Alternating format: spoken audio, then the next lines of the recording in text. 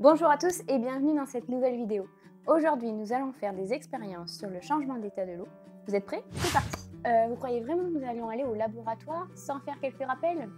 Rappelons d'abord quelques bases. Nous pouvons trouver l'eau dans la nature sous trois états. L'état liquide, comme par exemple les nuages, la pluie, l'eau de la mer, l'eau des lacs, des rivières, ou encore la rosée du matin. Il y a aussi l'eau à l'état solide, comme par exemple les glaçons que vous mettez dans votre verre en été, la glace, la neige, le verglas ou le gel. Il y a aussi les icebergs. Vous pouvez aller voir ma précédente vidéo où je vous apprends à faire la différence entre les solides et les liquides.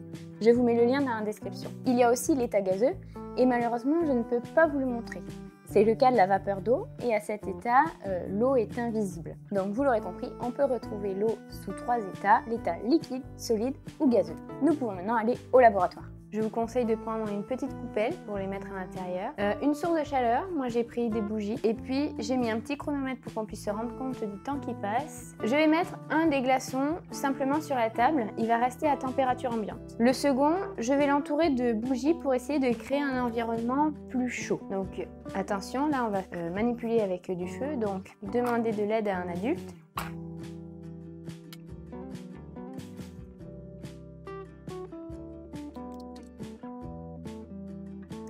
Pour cette première expérience, nous voyons que passé une trentaine de minutes, le glaçon qui était dans un milieu plus chaud grâce aux bougies a totalement fondu, alors que le glaçon qui était à température ambiante prend plus de temps pour fondre. Donc la chaleur est le facteur qui permet le changement d'état. Toute température au-dessus de 0 degré va permettre à l'eau de passer d'un état solide à un état liquide. Et bien sûr, plus cette température est élevée, plus ce changement d'état est rapide.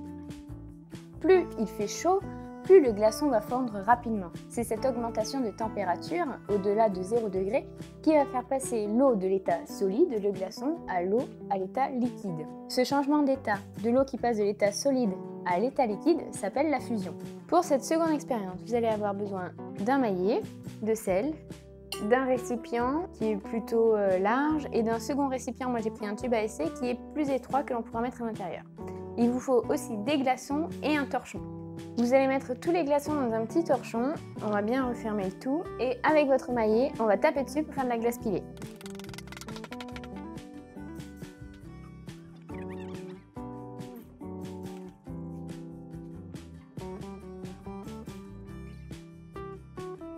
Ensuite, à ce mélange, on va pouvoir glisser le tube à essai à l'intérieur, mais avant ça, on va rajouter du sel et ça va faire ce qu'on appelle un mélange réfrigérant. Moi, j'ai pris du gros sel. Donc, je mélange, faut bien mettre le sel partout. Le sel, c'est d'en mettre un petit peu dans tout le récipient. Donc, vous prenez un tube à essai dans lequel vous mettez de l'eau et vous le glissez bien au centre de votre récipient. On va regarder la température du mélange réfrigérant qui se trouve autour de notre tube à essai. Donc grâce au mélange réfrigérant, on va accentuer le froid, donc c'est-à-dire que la glace qui est normalement aux alentours de 0 degré, grâce à ce mélange réfrigérant, ça va encore abaisser la température. Sur notre thermomètre, on peut bien voir que la température est descendue à moins 11 degrés. Et c'est grâce à cet environnement extrêmement froid que l'eau qui est à l'intérieur va pouvoir changer d'état. Actuellement, l'eau qui est dans le tube à essai est à 9 degrés. Mais grâce à l'environnement qui est à moins 11, la température va petit à petit diminuer, ce qui va permettre le changement d'état. Nous allons voir ça dans quelques minutes. On voit que la température de l'eau liquide dans le tube à essai continue de diminuer. On est maintenant à moins 2 degrés. Moins 2 degrés, c'est la température à laquelle l'eau liquide va devenir solide. On se rappelle, c'est aux alentours de 0. On peut constater déjà que l'environnement très froid commence à agir sur les parois de notre récipient. Il y a l'apparition du givre. Donc là, je gratte avec mon doigt et on voit qu'il y a du givre qui est apparu. Regardez ce qui s'est passé. Il y a eu un changement d'état soudain. L'eau qui était à l'intérieur liquide est devenue solide. La température est à 0 degré. Et c'est à cette température température-là, je vais essayer de sortir mon thermomètre, c'est à cette température-là que l'eau qui est à l'intérieur, qui était liquide, devient solide. Cette fois-ci, c'est le froid qui va causer le changement d'état. Et plus précisément, quand la température approche les 0 degrés. À cette température-là, l'eau liquide va devenir solide. Et ce changement d'état s'appelle tout simplement la solidification. Nous allons pouvoir observer un troisième changement d'état de l'eau grâce à une troisième expérience. Pour cela, il vous faut une casserole, un peu d'eau et surtout une source de chaleur. Pour cette expérience, il est impératif d'avoir l'aide d'un adulte. Donc nous voici sur des plaques de cuisson pour faire notre source de chaleur. Je vais donc l'allumer. La plaque va se mettre à chauffer et je vais en même temps prendre la température de l'eau. L'eau est actuellement à 19 degrés, je dirais, et on va voir que grâce à la source de chaleur, la température de l'eau va augmenter. On est maintenant à plus de 50 degrés. Une première chose que l'on peut observer, c'est toute la fumée qui s'échappe. Donc ici, c'est un changement d'état.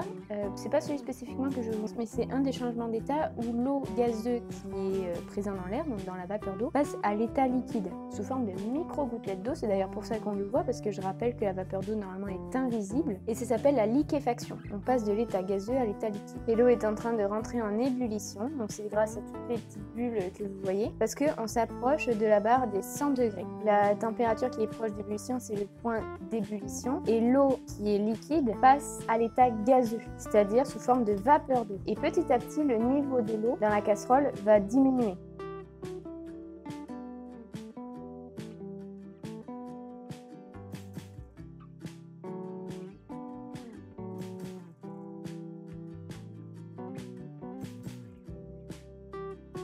Toute l'eau qui était à l'état liquide est passée à l'état gazeux. C'est pour cela qu'il n'y a plus rien dans la casserole. Une fois de plus, c'est la température qui va causer le changement d'état. Mais il est important de préciser que nous sommes dans des conditions de pression standard. Je ne suis pas en altitude. Par conséquent, pour cette expérience, l'ébullition se fait à 100 degrés. Et c'est à 100 degrés que l'eau va passer de l'état liquide à l'état gazeux. Et ce changement d'état s'appelle la vaporisation. Nous venons de faire 3 expériences qui illustrent le changement d'état de l'eau. Malheureusement, je ne peux pas vous montrer tous les changements d'état ici. Mais vous avez déjà vu la vaporisation, la solidification et la fusion. Voilà, c'est la fin de cette vidéo. J'espère que vous avez appris plein de choses, que ça vous aura plu et je vous dis à bientôt les curieux!